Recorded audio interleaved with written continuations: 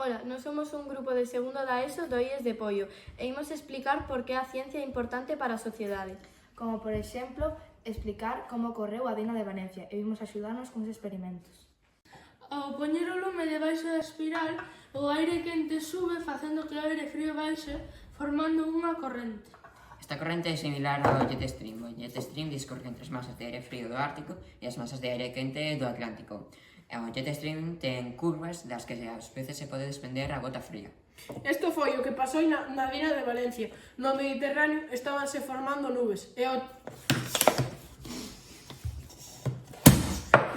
ao chocar coa gota fría as temperaturas arrefriaron moito e que provocaron fortes precipitacións.